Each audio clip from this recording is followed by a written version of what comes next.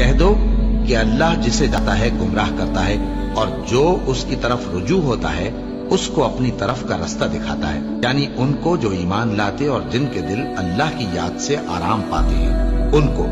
اور سن رکھو کہ اللہ کی یاد سے ہی دل آرام پاتے ہیں۔ جو لوگ ایمان لائے اور عمل نیک کیے ان کے لیے خوشحالی اور عمدہ ٹھکانہ ہے۔ اور اگر شیطان کی طرف سے تمہارے دل میں کسی طرح کا وسوسہ پیدا ہو تو اللہ سے پناہ مانگو، بے شک وہ سننے والا ہے، سب کچھ جاننے والا ہے۔ جو لوگ پرہیزگار ہیں جب ان کو شیطان کی طرف سے کوئی وسوسہ پیدا ہوتا ہے تو چونک پڑتے ہیں اور دل کی آنکھیں کھول کر دیکھنے لگتے ہیں، اور جب قرآن پڑھا جائے تو توجہ سے سنا کرو اور خاموش رہا کرو تاکہ تم پر رحم کیا جائے، اور اپنے پروردگار کو دل ہی دل میں عاجزی اور خوف سے اور پست آواز سے صبح و شام یاد کرتے رہو، اور دیکھنا غافل نہ ہونا۔ پھر جب تم یہ نماز تمام کر چکو تو کھڑے اور بیٹھے اور لیٹے ہر حالت میں اللہ کو یاد کرو۔ پھر جب تم مطمئن ہو جاؤ تو پورے آداب کے ساتھ نماز پڑھو۔ بے شک نماز کا مومنوں پر اوقات مقررہ میں ادا کرنا فرض ہے۔ مسلمانوں، نجات نہ تو تمہاری آرزوؤں پر ہے اور نہ اہل کتاب کی آرزوؤں پر۔ جو شخص برائی کرے گا اسے اسی طرح کا بدلہ دیا جائے گا، اور وہ اللہ کے سوا نہ کسی کو حمایتی پائے گا اور نہ مددگار۔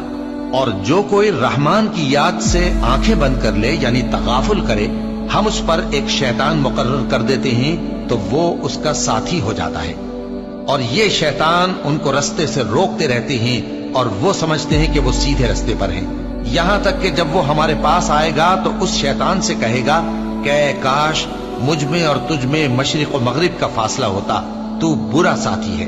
اے اہل ایمان، اللہ کا بہت بہت ذکر کیا کرو اور صبح و شام اس کی پاکی بیان کرتے رہو، وہی تو ہے جو تم پر رحمت بھیجتا ہے اور اس کے فرشتے بھی، تاکہ تم کو اندھیروں سے نکال کر روشنی کی طرف لے جائے۔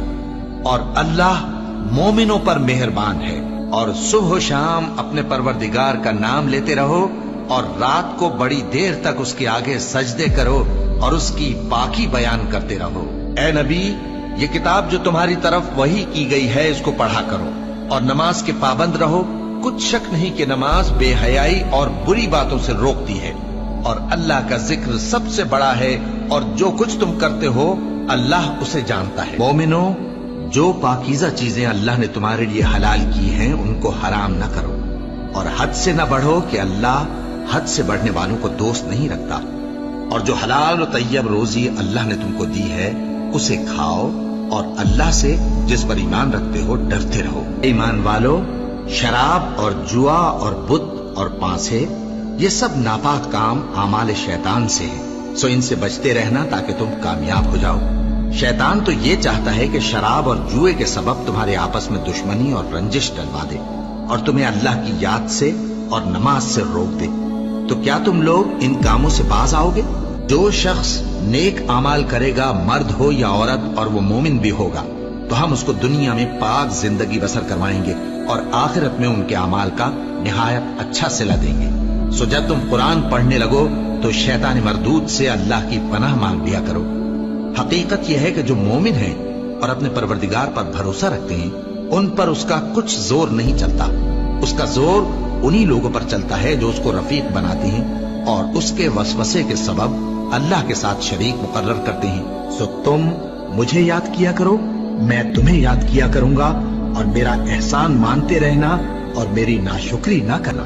اے ایمان والو، صبر اور نماز سے مدد لیا کرو، بے شک اللہ صبر کرنے والوں کے ساتھ ہے۔ اے اطمینان والی جان، اپنے پروردگار کی طرف لوٹ چل، تو اس سے راضی وہ تجھ سے راضی، سو تو میرے خاص بندوں میں شامل ہو جا اور میری بہشت میں داخل ہو جا۔